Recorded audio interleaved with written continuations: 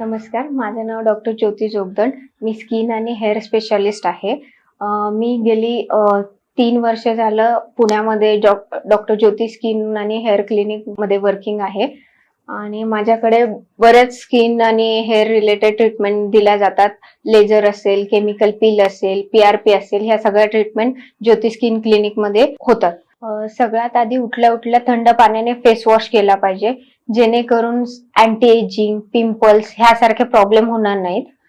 त्यानंतर भरपूर प्रमाणात पाणी पिलं पाहिजे, जेणेकरून स्किन मेंटेन आणि हायड्रेट राहील. त्यानंतर तुम्ही हिरव्या पालेभाज्या खाऊ शकता. डाएटमध्ये तुमच्या हिरव्या पालेभाज्या, फ्रुट्स, सायट्रस फूड म्हणजे संत्री, पेरू, विटॅमिन सी कंटेन वाले फ्रुट्स खाऊ शकता. त्यानंतर तुम्ही सनस्क्रीन, म्हणजे हल्ली सगळ्यांचा असा गैरसमज असतो की सनस्क्रीन ही फक्त उन्हाळ्यातच यूज केली पाहिजे, पण तो गैरसमज आहे. तर सनस्क्रीन ही प्रत्येक ऋतूत यूज केली पाहिजे, जेणेकरून अँटी एजिंग किंवा पिगमेंटेशन सारखे प्रॉब्लेम्स येत नाहीत. पिंपल्स येण्याचं मेन रिझन आहे की आपली लाईफस्टाईल, त्यानंतर अपुरी झोप, फोनचा सततचा यूज, ह्यामुळे पिंपल्स येऊ शकतात. त्यानंतर हार्मोनल इम्बॅलन्स हेही खूप मोठं पिंपल्स कारण आहे. तर पिंपल्स आल्यानंतर काय काळजी घ्यायची, त्यानंतर त्यासाठी सगळ्यात पहिलं तर तुम्ही डॉक्टरांना, स्किन स्पेशालिस्टला कन्सल्ट केलं पाहिजे. त्यानंतर स्किन स्पेशालिस्ट जे काही रुटीन सांगतात ते व्यवस्थित फॉलो केलं पाहिजे. लाईफस्टाईल चेंज केली पाहिजे, एक्सरसाइज डेली केली पाहिजे. त्यानंतर भरपूर पाणी पिलं पाहिजे, फ्रुट्स खाल्ले पाहिजेत. त्यानंतर केमिकल पील हा एक बेस्ट ऑप्शन आहे पिंपल्स, पिगमेंटेशन ह्यावर. केमिकल पील म्हणजे काय, आपण केमिकल यूज करून स्किनवरचा लेअर काढून टाकतो, पण हे कुठल्याही डॉक्टरच्या सल्ल्याशिवाय घेऊ नये. आता आपण बोलणार आहोत PRP ह्या विषयावर. PRP म्हणजे काय, प्लेटलेट रिच प्लाझ्मा. म्हणजे काय, आपल्या रक्तातून प्लाझ्मा वेगळा करणे आणि तो हेअरफॉल साठी म्हणजे सिरिंजच्या द्वारे जिथे हेअर पॅच पडलेत तिथे तो इन्सर्ट करणे, जेणेकरून त्याने नवीन हेअर ग्रोथ व्हायला मदत होते आणि नवीन हेअर ग्रोथ तयार होते आणि त्यामुळे नवीन केस उगवायला मदत होते. जसं की बरेचदा मला पेशंट विचारतात की स्किनचे म्हणजे टाइप्स काय आणि ते कसे ओळखायचे. तर आपल्या स्किनचे 3 टाइप्स आहेत, एक नॉर्मल टाइप आणि एक ड्राय स्किन, एक ऑइली स्किन. तर ड्राय स्किन वाल्यांनी मोस्टली मॉइश्चरायझर हे यूज केलं पाहिजे, जेणेकरून ड्राय स्किन होणार नाही. आणि ऑइली स्किन वाल्यांनी sunscreen, oil based face wash हे यूज केले पाहिजे, जेणेकरून सिबम प्रोडक्शन जास्त होणार नाही आणि स्किन ऑइली दिसणार नाही. जसं की वयामानानुसार होणारे स्किन बदल. आता यंग एज मध्ये म्हणजे 20 ते 25 वयोगटामधल्या मुलांना पिंपल्स हे जास्त प्रमाणात होतात. तर ते कशामुळे, एज ह्याच्यामुळे. तर त्यांच्यासाठी वेगळी ट्रीटमेंट आहे.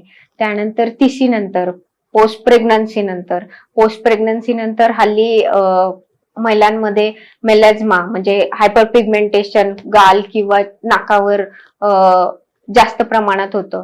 तर त्याची ट्रीटमेंट आपल्याकडे केली जाते. केमिकल पील म्हणा किंवा लेझर म्हणा, ह्या सगळ्या गोष्टींमुळे ते कमी करता येऊ शकतं.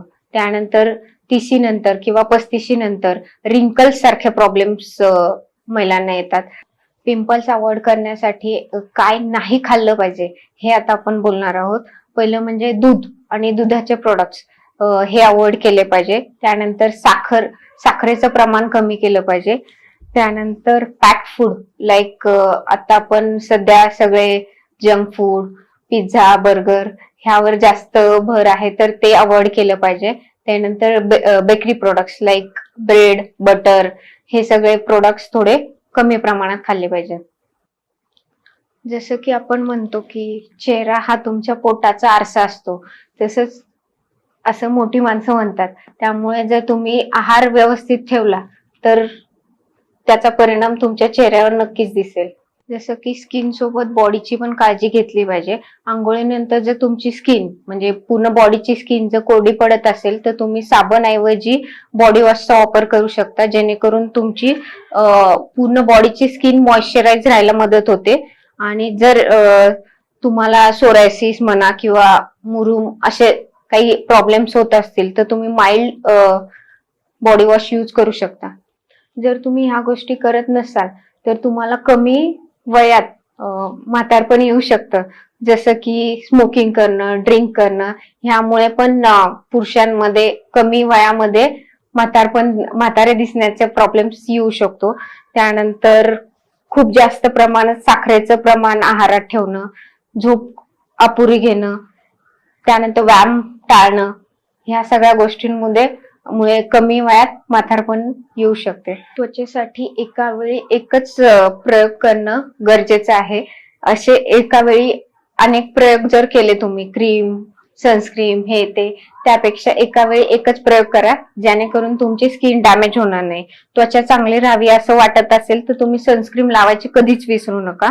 देन त्वचेवर पिंपल्स आले असतील तर सारखं सारखं त्याला हात लावणे हे टाळू शकता, कारण हाताच्या आणि ह्याच्या उष्णतेमुळे आणि हातावर असलेल्या जर्म्समुळे ते पिंपल जास्त वाढतात. नेहमी पिंपल्स येण्याची कारण काय तर मानसिक ताणतणाव, गरजेपेक्षा जास्त साखर आहारात घेणे, त्यानंतर पाणी कमी पिणे, केमिकल्स युक्त मेकअपचे प्रोडक्ट्स यूज करणे, त्यानंतर हार्मोनल इम्बॅलन्स किंवा पचनाचे आजार, ह्याच्यामुळे स्किनवर नेहमी पिंपल्स येऊ शकतात. जसं की आता प्रत्येकाला केस गळणे हा प्रॉब्लेम प्रत्येक वयोगटात आणि प्रत्येक मेल फिमेल दोघांनाही येत आहे. तर केस गळण्याची मुख्य कारण काय तर हार्मोनल इम्बॅलन्स किंवा अपुऱ्या पोषणाचा अभाव, त्यामुळे पण केस गळती होऊ शकते, किंवा मानसिक ताणतणाव, अनुवंशिकता, मेडिकल कंडिशन लाईक बऱ्याच मेडिकल कंडिशन आहे ज्यामुळे केस गळायला स्टार्ट होतात. इवन नॉर्मली डॅन्ड्रफ जरी झाला तरी त्यानंतरही केस गळायला सुरू होतात. केसांवर अनेकदा आपण केमिकल युक्त शॅम्पूचा वापर करतो, कलरिंग साठी वेगवेगळे केमिकल्स यूज करतो, त्यामुळे सुद्धा केस गळती होऊ शकते.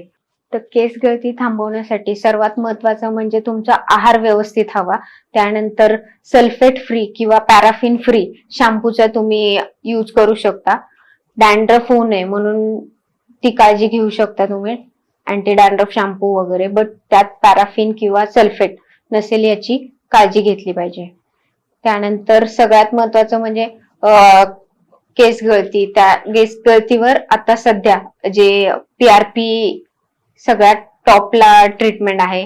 देन जीएफसी करू शकता तुम्ही, पीआरपी करू शकता. पीआरपी म्हणजे काय तर प्लेटलेट रिच प्लाझ्मा, म्हणजे तुमच्याच रक्तातून प्लेटलेट वेगळ्या करून ते आपण सिरिंजद्वारे जिथे केस गळती झालीये त्या पोर्शन मध्ये सिरिंजद्वारे इन्सर्ट करतो, जेणेकरून केस तुमचे नवीन उगवायला मदत होते. जसं की आता आपण म्हणजे रिसेंटली मी नेचर हेल्थ केअर नावाची फर्म स्टार्ट केलेली आहे. त्यामध्ये डी ॲडिक्शन वर आम्ही किट तयार केली आहे. तर तुम्हाला जर डी ॲडिक्शन म्हणजे ॲडिक्शन सुटावं असं वाटत असेल तर खाली दिलेल्या नंबरवर संपर्क साधू शकता आमच्याशी. केसांची काळजी घेण्यासाठी साध्या सोप्या पद्धती म्हणजे तुम्ही आठवड्यातनं 2 ते 3 वेळा केसांना रात्री झोपताना किंवा शॅम्पू करण्याच्या एक अर्धा तास आधी कोमट तेल लावून मसाज करू शकता. देन माइल्ड शॅम्पूचा यूज करू शकता. देन शॅम्पू करताना खूप अति गरम पाण्याचा वापर टाळावा, जेणेकरून केस गळती होणार नाही. देन कंडिशनरचा यूज करू शकता, पण कंडिशनर स्काल्पला न लावता फक्त केसांना लावावा आणि साध्या पाण्यानंतर तो थोडा वेळ ठेवून वॉश करावा.